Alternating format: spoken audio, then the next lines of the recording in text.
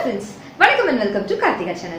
இன்னைக்கு நம்ம சேனல்ல நீங்க எல்லாரும் கேட்ட வீடியோ தான் பார்க்க போறோம். வாங்க வீடியோக்குள்ள போலாம். ஃப்ரெண்ட்ஸ், இன்றைக்கி day in my life 11th video தான் நம்ம பார்க்க போகிறோம். ஸோ இன்றைக்கி மார்னிங் 9:25 ஆகுது. இன்றைக்கி வந்து பார்த்திங்கன்னா சாட்டர்டே. இது வந்து ஒரு 10 days முன்னாடி 2 weeks முன்னாடியே ஷூட் பண்ண வீடியோ தான். ஃப்ரைடேவோட விலாக் ஏற்கனவே நான் போட்டிருந்தேன். அதுக்கு அடுத்த நாள் எடுத்த விலாக் தான் இது. கொஞ்சம் டிலே ஆகிடுச்சு இதை போடுறதுக்கு. ஸோ மார்னிங் நாங்கள் பிரேக்ஃபாஸ்ட் முடிச்சிட்டோம். இன்றைக்கி கொஞ்சம் சீக்கிரமாக எழுந்திரிச்சு முடிச்சிட்டேன் ஃப்ரெண்ட்ஸ். மார்னிங் எப்போவுமே அவனோட ட்ரெஸ்ஸை கழட்டி ஷர்வின் இது மேலே தான் போடுவான். அவன் கலைக்கிறதும் நான் ஏற கட்டுறதும் இப்படியே எனக்கு டெய்லி போயிடுது ஃப்ரெண்ட்ஸ். மார்னிங் வந்து பார்த்திங்கன்னா நான் வந்து சுட சுட பொங்கலும் தேங்காய் சட்னியும் செஞ்சு சாப்பிட்ருந்தோம். அதோடைய குக்கர் தான் அது அங்கேயே இருக்குது, எடுத்து நான் க்ளீன் பண்ண போடணும். அண்ட் நைட்டு பாத்திரம் முன்னாடி நாள் பாத்திரம் வந்து வாஷ் பண்ணி அங்கே இருக்கு இல்லையா, அதெல்லாம் உலர்ந்துடுச்சு, காஞ்சிடுச்சு. அதை வந்து அந்தந்த பிளேஸில் அந்தந்த ட்ராலியில் அந்தந்த ட்ராயர்ஸில் நான் அதை வைக்கணும். அண்ட் ஃப்ரைடே அன்றைக்கி விலாகில் பார்த்துருந்தீங்கன்னா அந்த பெரிய குடம் எடுத்து நான் வந்து லாஃப்ட்டில் வைக்கணும்னு வச்சுருக்கேன். என் ஹஸ்பண்ட் வந்து வைக்க சொல்லணும்னு சொல்லியிருந்தேன் இல்லையா, அவர் வைக்க மறந்துட்டாரு, வைக்கவே இல்லை, அப்படியே இருக்குது.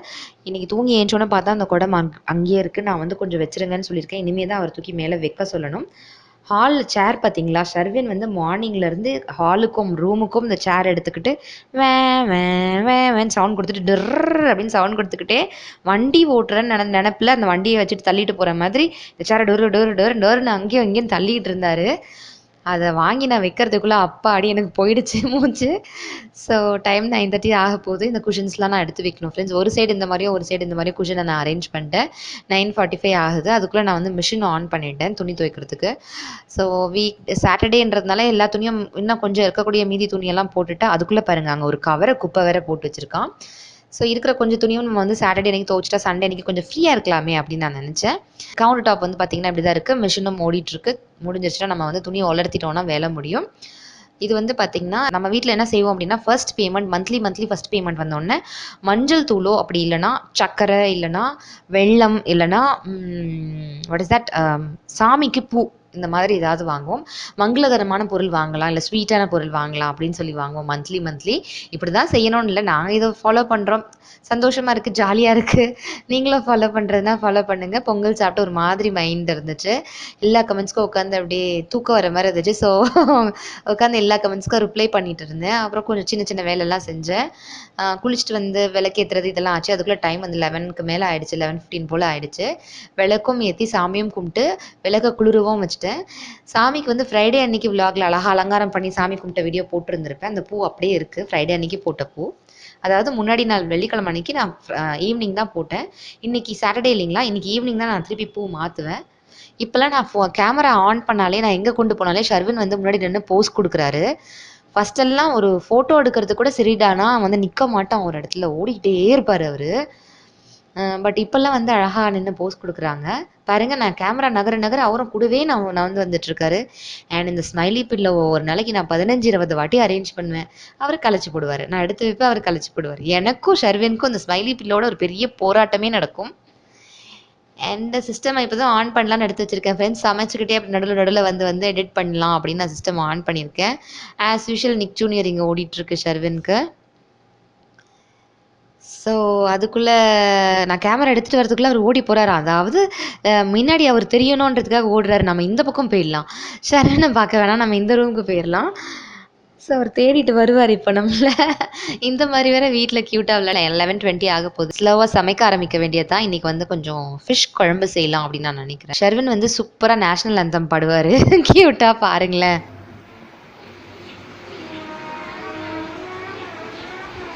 ஷர்வின் ஜனகணமன பாடுங்க, எந்திரிச்சு நின்று.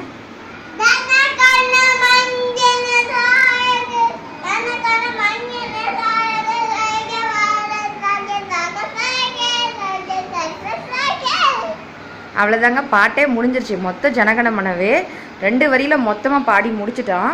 எப்போவுமே நேஷ்னல் அந்தம் இப்படி தான் பாடுவார், 4 வரியில் பாடி முடிச்சிருவார். நான் சேர் எடிட்டிங்க்கு கொண்டாந்து போட்டேன்னா அவரும் சேர்ந்து கூடவே பக்கத்தில் ஒரு குட்டி சேர் எடுத்து வந்து போட்டுக்குவார். இன்னும் இவர் எடிட்டிங் பண்ணுற மாதிரி ஷர்வின் குட்டிமா. நான் எடிட்டிங் பண்ணிகிட்டே குக் பண்ண போகிறேன் ஃப்ரெண்ட்ஸ். குக் பண்ணிகிட்டே எடிட்டிங் பண்ண போகிறேன். அது என்னவோ நான் செய்ய போகிறேன் ஃப்ரெண்ட்ஸ். அதுக்குள்ளே பாருங்கள், கட்டிலுக்கு அந்த சைடு தான் நான் வந்து அந்த மேட் போட்டிருப்பேன். உங்களுக்கு தெரியும், பெட்ரூம் ஆர்கனைசேஷன் வீடியோ பார்த்தவங்களுக்கு தெரிஞ்சிருக்கும். அதை எடுத்துகிட்டு வந்து இங்கே போட்டிருக்காரு பாருங்கள். அதை தான் எடுத்துகிட்டு போய் நான் வச்சுட்டு வரணும். இந்த மாதிரி தான் எனக்கு அவர் களைச்சி போடுறதை செய்கிறதே ஒரு நாள் ஃபுல்லாக பெரிய வேலையாயிரும். பார்க்காதவங்க பெட்ரூம் ஆர்கனைசேஷன் வீடியோட லிங்க்கை நான் டிஸ்கிரிப்ஷன் பாக்ஸில் கொடுக்குறேன், பார்க்காதவங்க பாருங்கள். ஷர்வின் ஏதாவது பேசுறியான்னு கேட்டேன், பேச மாட்டேன் அப்படின்னு போயிட்டாரு. போய் ரிவர்ஸ்லேயே போய் உட்காந்துட்டாரு. ஷர்வின் ஏதாவது பாட அப்படின்னு நான் பாட மாட்டேன்னு சொல்லிட்டு வாயை மூடிக்கிட்டாரு. வாயில் கை வைக்கக்கூடாது, கையை எடுங்க அப்படின்னோடனே கையை எடுத்துட்டாரு. ஆனால் பாட மாட்டேன்னு சொல்லிட்டாரு. சரி போங்க நாங்கள் போய் சமையலை பார்க்குறோம் அப்படின்னு சொல்லிட்டு இன்றைக்கி மண் சட்டிலேயே நம்ம வந்து சங்கரா மீன் குழம்பு செய்கிறது தான் பார்க்க போகிறோம் ஃப்ரெண்ட்ஸ். ஸோ இன்றைக்கி வந்து மண் சட்டியில் சங்கரா மீன் குழம்பு நல்லெண்ணெயில் தாளிக்கலாம் அப்படின்னு இருக்கேன். யூஸ்வலாக நார்மல் எண்ணெயில் தான் செய்வேன். இன்றைக்கி நான் நல்லெண்ணெயில் செய்ய போகிறேன். என் மாமியார் வந்து விளக்கெண்ணெயில் செய்வாங்க. அது ஒரு மாதிரி சூப்பராக டேஸ்ட் இருக்கும். இதுதான் அவுட்புட், இப்படி தான் இருந்துச்சு. நல்லா மணக்க மண் சட்டியில் மீன் குழம்பு வச்சு வச்சு மறுநாள் காலையில் சுட சுட இட்லியோடையோ இல்லை பழைய சாதத்தோடையோ இல்லை சுட சுட ஆவி பறக்க ஒயிட் ரைஸோட சாப்பிடும்போது அலாதியான டேஸ்ட் அது. ஸோ மீன் குழம்புக்கு எப்பவுமே ரெண்டு விதமான ப்ரிப்பரேஷன் செய்வேன். அதில் ஒரு ப்ரிப்பரேஷன் வந்து பார்த்திங்கன்னா, நல்ல பெரிய லெமன் சைஸ் புளி வந்து 2 புளி அளவுக்கு, 2 லெமன் அளவுக்கு நான் புளி எடுத்து நல்லா கரைச்சி வச்சுருக்கேன். அதில் வந்து குழம்பு மிளகாய் தூள் 3 டேபிள் ஸ்பூன் அளவுக்கு நான் சேர்த்துக்கிறேன்.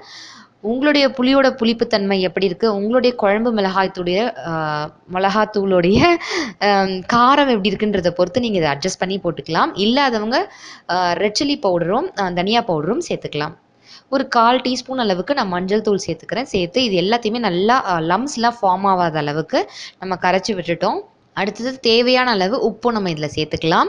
அதிகமாக சேர்த்துறாதீங்க, குழம்பு கொதிக்கும் போது கூட பத்தலைன்னா நம்ம இன்னும் கூட உப்பு சேர்த்துக்கலாம். எனக்கு வந்து கருப்பு புளி சேர்த்துருக்கனால கலர் டார்க்காக இருந்துச்சு, அதனால நான் இன்னும் கொஞ்சம் மஞ்சள் தூள் சேர்த்துக்கிட்டேன். மஞ்சள் தூள் வந்து இன்னும் ஒரு 1/4 டீஸ்பூன் கூட சேர்த்துருக்கேன். மொத்தமாக நான் 1/2 டீஸ்பூன் அளவுக்கு மஞ்சள் தூள் சேர்த்துருக்கேன். அவ்வளோதான், ஒரு ப்ரிப்பரேஷன் வந்து முடிஞ்சிருச்சு, எடுத்து ஓரமாக வச்சிடலாம். அடுத்தது வந்து பார்த்திங்கன்னா, நம்ம அரைக்க வேண்டிய மசாலாவுக்கு வந்து பார்த்திங்கன்னா, நல்லா பழுத்த தக்காளியாக நாட்டு தக்காளி 2 தக்காளி நான் எடுத்துக்கிறேன். அதை சும்மா க்ரஷ் பண்ணி வச்சுருக்கேன். அதை நான் மிக்ஸி ஜாரில் ஆட் பண்ணிக்கிறேன். அதை சேர்த்ததுக்கப்புறமா சின்ன வெங்காயம் இருந்தால் தயவு செய்து சின்ன வெங்காயம் சேர்த்துக்கோங்க. மீன் குழம்புக்கு டேஸ்ட் சூப்பராக அட்டகாசமாக இருக்கும். என்கிட்ட இல்லை, அதனால நான் ஏற்கனவே பொடியாக நறுக்கி வச்சுருக்கக்கூடிய 2 பெரிய வெங்காயம் அந்த பவுலில் இருந்துச்சு. அதில் ஒரு வெங்காயம் அளவுக்கு நான் வந்து சேர்த்துட்டேன். அதாவது 2 பெரிய வெங்காயத்தை நான் பொடியாக நறுக்கி வச்சுருந்தேன். அதில் பாதியை வந்து நான் அரைக்கிறதுக்கு மசாலாவுக்கு சேர்த்துக்கிட்டேன். மீதி பாதி வதக்கிறதுக்கு எடுத்து வச்சுக்கிட்டேன். 1/4 டீஸ்பூன் அளவுக்கு நான் வெந்தயம் சேர்த்துக்கிட்டேன். நல்லா பெரிய பல் பூண்டா 4 பல் பூண்டு சேர்த்துக்கிட்டேன். ஒரு கொத்து கருவேப்பிலை சேர்த்துக்கிட்டேன்.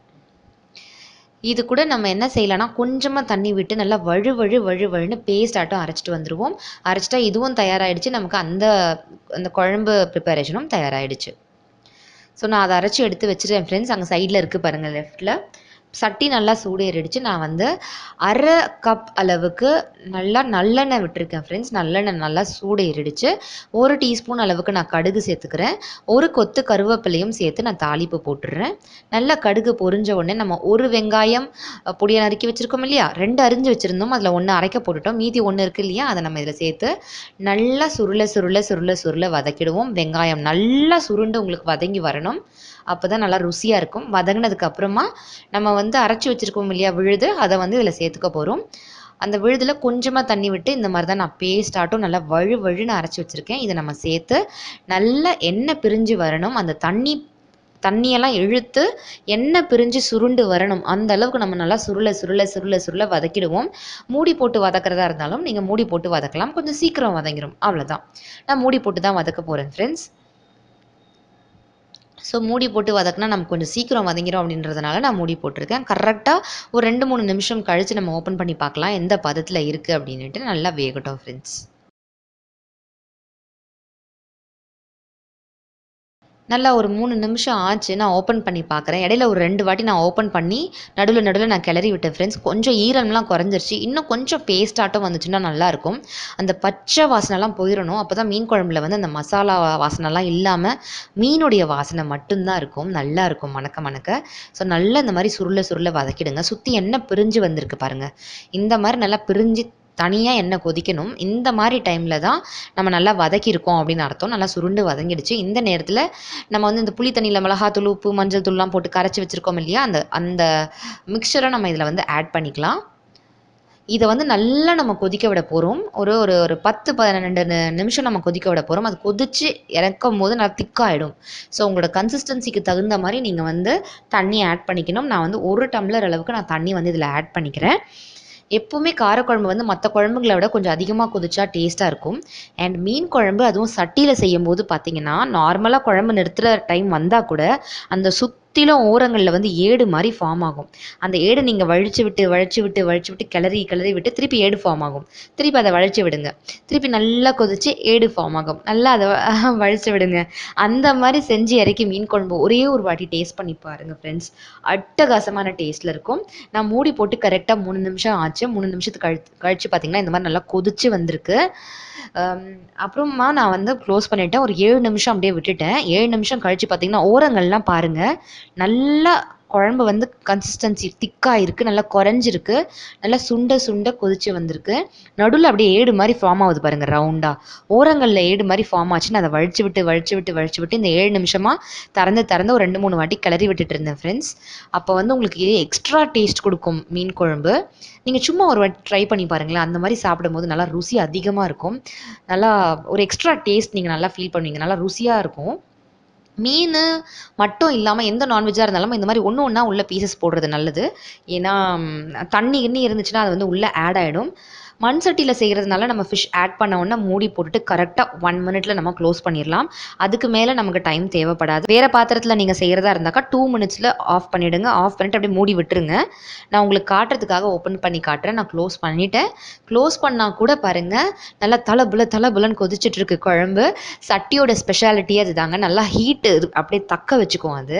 அந்த ஒன்ஸ் ஹீட் ஏறும்போது தான் உங்களுக்கு டைம் எடுக்கும். ஆனால் ஏறிடுச்சுன்னா நல்லா உங்களுக்கு அந்த ஹீட்டை தக்க வச்சு கொடுக்கும்.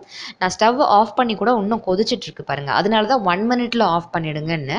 மூடி போட்டு வச்சிங்கன்னா அந்த ஹீட்லேயே அழகாக மீன்லாம் வெந்துடும். நான் மேலாப்பில் அழகாக கருவேப்பிலை போட்டிருக்கேன். ஸோ இப்போ ஃபிஷ் குழம்பு வந்து ரெடி ஆகிடுச்சு. நல்லா மணக்க ருசியான நல்லா புளிப்புக்கும் காரமுக்கும் உப்பும் கரெக்டாக சரியாக போட்டு எடுத்து வச்சுருக்கேன். அடுப்பில் இருந்து இறக்கி வச்சுட்டேன். இன்னும் கூட பாருங்கள் அந்த ஓரங்களில் கொதிச்சிட்ருக்கு. அதுதாங்க மண் சட்டியோட ஸ்பெஷாலிட்டி. ஓரங்கள்லாம் பார்த்தீங்களா அந்த ஏடு நான் வழிச்சது அப்படியே சூப்பராக தெரியுது பாருங்கள். அதெல்லாம் நான் வலிச்சு விட்டு கொதிக்க விட்டால் தான் ரொம்ப சூப்பராக இருக்கும். நல்லா சுட ஆவி பறக்க ஒயிட் ரைஸோடு இந்த மீன் குழம்பு வச்சு சாப்பிட்டிங்கன்னா அப்பா அட்டகாசமாக இருக்குங்க. அதே அந்த சாதத்தில் கொஞ்சம் தண்ணி ஊற்றி வச்சுருங்க. மறுநாள் காலையில் அந்த தண்ணி சாதத்தில் கொஞ்சோண்டு உப்பு போட்டு கொஞ்சம் தயிர் போட்டு குழி வெட்டி அதில் கொஞ்சம் மீன் குழம்பை உருட்டி அதை வாயில் போட்டு சாப்பிடும்போது அப்பாடி அப்படி இருக்கும். நீங்கள் பழைய சாதமும் மீன் குழம்பும் சாப்பிட்ருக்க அனுபவம் உண்டா அப்படின்னு எனக்கு தயவு செய்து கீழே கமெண்ட் செக்ஷனில் சொல்லுங்கள். சூப்பரான DIML வீடியோ முடிஞ்சிருச்சு ஃப்ரெண்ட்ஸ். இந்த வீடியோ பிடிச்சிருந்துச்சுன்னா மறக்காம ஒரு பெரிய லைக் கொடுங்க. நம்ம ஃப்ரெண்ட்ஸுக்குலாம் ஷேர் பண்ணுங்க. இந்த வீடியோ பற்றின கருத்துக்களையும் உங்களுடைய சந்தேகங்களையும் கீழே கமெண்ட் செக்ஷனில் கேட்க மறக்காதீங்க. இதே மாதிரி நிறைய வீடியோஸ் நீங்க பார்க்கணும்னு நினைச்சீங்கன்னா மறக்காம கீழே இருக்கக்கூடிய ரெட் கலர் சப்ஸ்கிரைப் பட்டனை பிரஸ் பண்ணிக்கிட்டு பக்கத்துல இருக்கக்கூடிய பெல் ஐக்கனையும் பிரஸ் பண்ணுங்க. சோ தட் நான் நியூ வீடியோஸ்லாம் போடும்போது உங்களுக்கு நோட்டிபிகேஷன்ல வரும். எந்த வீடியோ நீங்க மிஸ் பண்ண மாட்டீங்க. Thank you so much for watching. Take care. Bye.